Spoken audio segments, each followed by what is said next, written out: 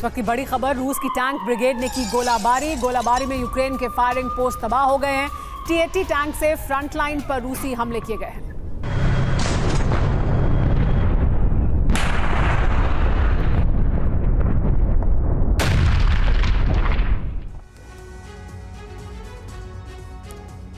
जुलाई के महीने में यूक्रेन किस कदर जलने वाला है, इसका ट्रेलर जून के आखिरी दिन दिख गया है।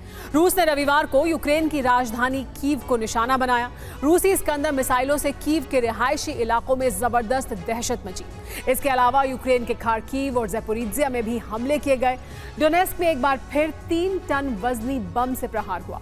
यूक्रेन में एयर डिफेंस की मिसाइलें पहुंचने से पहले रूसी सेना यूक्रेन में ज्यादा से ज्यादा तबाही मचाने के मिशन को आगे बढ़ा रही है, जबकि यूक्रेन के ड्रोन प्रहार को नाकाम करने के लिए बॉर्डर पर एयर डिफेंस की तैनाती बढ़ा दी गई है।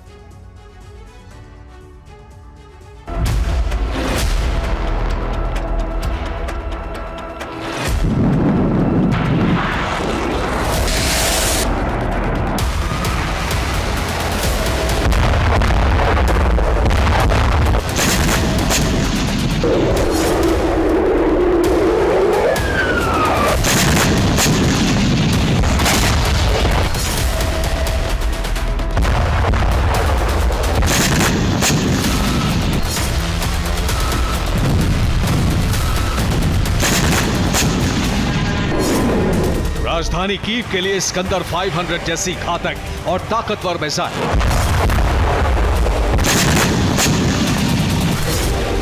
डोनेस्क में 3 टन वजन वाला भारी भरकम फैब 3000 बम,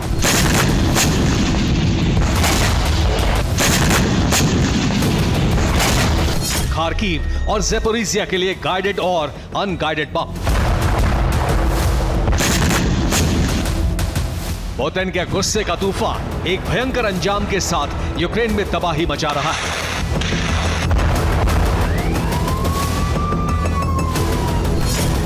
यूक्रेन दावा कर रहा है कि कीव पर इस्कंदर से हमले की कोशिश हुई, लेकिन हमला नाकाम रहा। लेकिन ये तस्वीरें कुछ और कहानी बयां कर रही है। कीव की इमारतों में धमाकों के निशान साफ नजर आते हैं। कीव के ओबोलोनेस्की में यह धुआं क्यों उठ रहा था? यूक्रेन भले ही कीव पर हमले की खबर को छिपाने की कोशिश कर रहा है,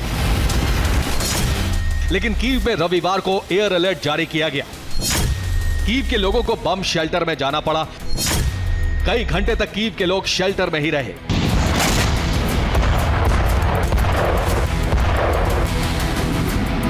कुछ रिपोर्ट्स में दावा है कि रूसी इस्कंदर मिसाइलों ने एक पैट्रियट एयर डिफेंस को भस्म कर दिया। रिहायशी इमारतों से भी रूसी इस्कंदर मिसाइलों की टक्कर हुई और अपार्टमेंट में आग लग गई। रिपोर्ट के मुताबिक रूस ने यूक्रेन के 2 शहरों पर जबरदस्त हमला किया।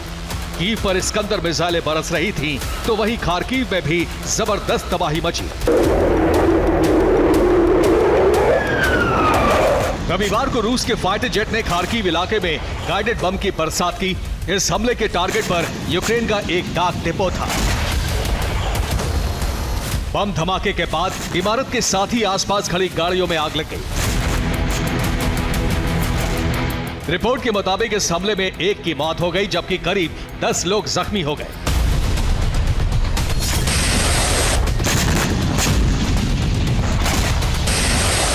रूस ने पिछले हफ्ते ही यूक्रेन के खिलाफ 800 से ज्यादा गाइडेड हवाई बमों का इस्तेमाल किया था।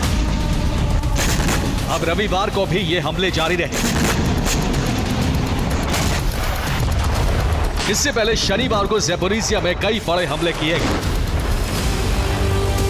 ज़ैपोरिज़िया के रोबोतिन में भी रूसी सेना को नई कामयाबी मिली है। इस इलाके में रूस की वासिलिक मोर्टार गार्ड्स और नीपर ग्रुप के जवानों ने हमला किया। रोबोतिन के उत्तरी इलाके से यूक्रेनी सेना को पीछे हटना पड़ा। रूसी आर्मी ने रोबोतिन में निगरानी ड्रोन से बम गिराए। रूसी वासिलिक स्वचालित मोर्टार ग्रुप सिर्फ 10 मिनट में हमला करने में सक्षम है। 15 मई को रूस ने रोबोतिन के बड़े इलाके पर कब्जा कर लिया था, लेकिन उत्तरी रोबोतिन में यूक्रेनी मोर्चे को हटाया नहीं जा सका था। रूस की वायुसेना Ka-52M हेलीकॉप्टर से भी जबरदस्त हमले कर रही है।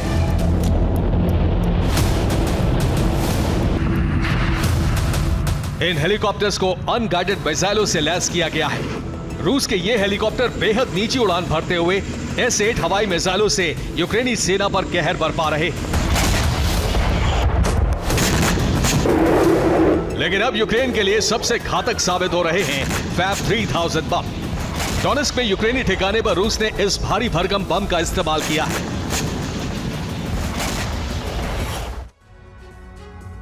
यूक्रेन के लिए फैब 3000 बॉम्ब बेहद घातक साबित होने वाला है, क्योंकि इसमें 3 टन विस्फोटक होता है। रूस ने इसमें गाइडेंस किट लगाकर इसे और घातक बना दिया है। अब सैटेलाइट नेविगेशन की वजह से इस बॉम्ब से सटीक निशाने पर प्रहार हो रहा है। रूस का ये बम हमला डोनेस्क में एक यूक्रेनी कमांड सेंटर पर हुआ। इस हमले में इमारत का नामो निशान मिट गया और 60 यूक्रेनी सैनिकों की मौत हो गई। 4 सैन्य वाहन भी नष्ट कर दिए गए। रूस को सबसे अधिक नुकसान यूक्रेनी ड्रोन से हो रहा है। खेरसोन में रूसी सेना ने यूक्रेनी ड्रोन सेंटर को टारगेट किया। कामिकाजे ड्रोन के हमले में यूक्रेनी ड्रोन सेंटर तबाह हो गया। यहां रूस के नीपर ग्रुप ने हमला किया। एक और बड़ा हमला ज़ैपोरिज्जिया के मतवैका गांव में किया गया। यहां रूस के हमले में यूक्रेनी हथियार गोदाम नष्ट हो गया। गोदाम में हाइमार्स सिस्टम की मिसाइलें रखी गई थी। यहां मिसाइलों का बहुत बड़ा स्टॉक जमा था। MLRS के रॉकेट का भी बड़ा भंडार यहां मौजूद था।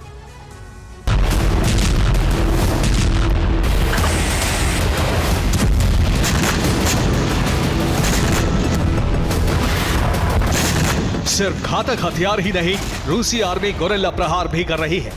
डॉनबास के किरोवो इलाके में रूसी फौज दबे पांव सुरंगों से दाखिल हुई और फिर यूक्रेनी ठिकाने पर हमला कर दिया।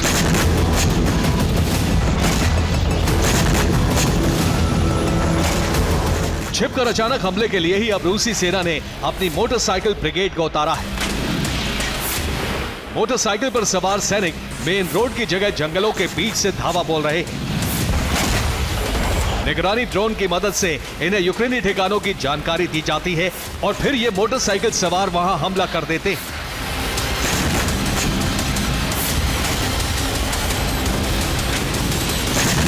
ज़ैपोरिज्जिया में इस हमले से यूक्रेन को बहुत बड़ा नुकसान हुआ है, क्योंकि रूस ने मिसाइल से जिस ट्रेन को निशाना बनाया उस पर T-64 टैंक लोड किए गए थे। ट्रेन में कई दूसरे हथियार और उपकरण भी ले जाए जा रहे थे। रूस के इन तमाम हमलों से जाहिर हो गया है कि यूक्रेन का एयर डिफेंस अब बेहद कमजोर हो चुका है। दूसरी तरफ यूक्रेनी सीमा पर रूस ने अपना एयर डिफेंस बेहद मजबूत कर लिया है। रविवार को रूस ने यूक्रेन के 36 ड्रोन को गिरा दिया। कुर्स्क में यूक्रेन के 15 ड्रोन नष्ट कर दिए गए। लिपेस्क में 9 ड्रोन हमले नाकाम किए गए। ब्रियांस्क और बेलगोरोद में 6 ड्रोन भस्म कर दिए गए। रूस की इस आक्रामकता की वजह जून के महीने में यूक्रेन के ताबड़तोड़ हमले हैं।